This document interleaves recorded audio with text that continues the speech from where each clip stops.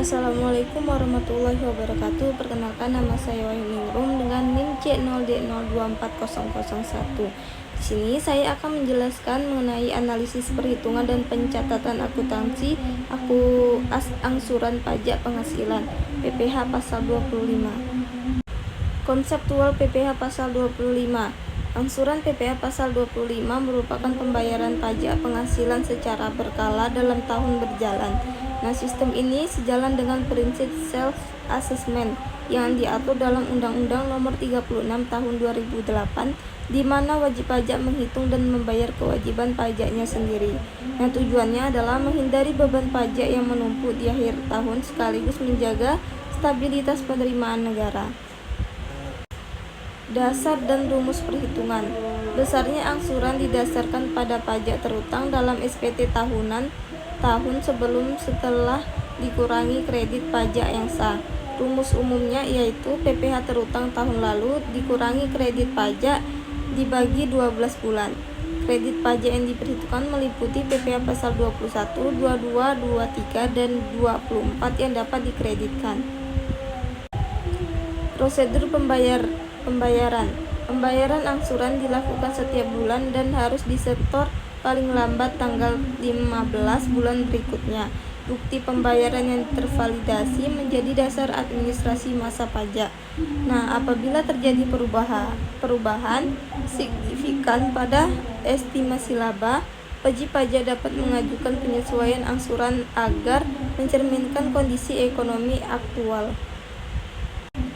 Selanjutnya, mekanisme pengkreditan di akhir tahun. Seluruh angsuran yang telah dibayarkan akan diperhitungkan dalam SPT tahunan. Nah, kemungkinan yang muncul yang pertama itu kurang bayar PPh pasal 29 jika angsuran lebih kecil dari pajak terutang. Yang kedua itu lebih bayar jika angsuran melebihi pajak terutang. Nah, ketetapan estimasi sangat menentukan stabilitas arus kas perusahaan. Pelakuan akuntansi angsuran. Berdasarkan standar yang diterbitkan oleh Ikatan Akuntan Indonesia melalui PSAK 46, angsuran dicatat sebagai pajak dibayar di muka karena masih merupakan pembayaran sementara atas pajak tahun berjalan. Jurnal saat pembayaran itu pajak dibayar di muka itu berada di debit, sedangkan kas itu berada di kredit. Pada akhir tahun, saldo tersebut diperhitungkan terhadap beban pajak kini. Selanjutnya, pajak yang tidak dapat dikreditkan itu tidak semua pajak dapat menjadi pengurang pajak terutang. Pajak yang bersifat final seperti PPh pasal 4 ayat 2 itu tidak dapat dikreditkan.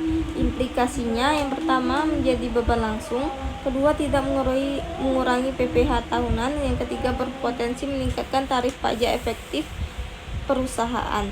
Nah, kesalahan klasifikasi dapat mempengaruhi perencanaan pajak dan estimasi laba bersih. Selanjutnya itu dampak terhadap laporan keuangan. Angsuran PPh pasal 25 mempengaruhi 3 laporan utama. Yang pertama, laporan posisi keuangan dicatat sebagai aset lancar atau pajak dibayar di muka. Yang kedua, laporan laba rugi. Beban pajak ditentukan berdasarkan pajak terutang akhir tahun, bukan total angsuran. Yang ketiga, angsuran arus kas. Pembayaran angsuran dicatat sebagai arus kas keluar aktivitas operasi.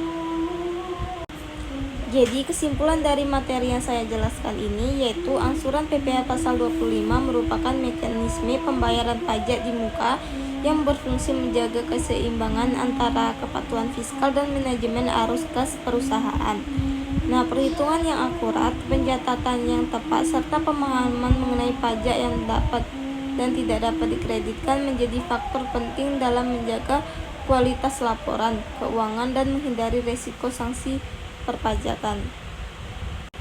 Jadi itu tadi penjelasan singkat dari saya mengenai materi ini. Mohon maaf jika ada kesalahan kata.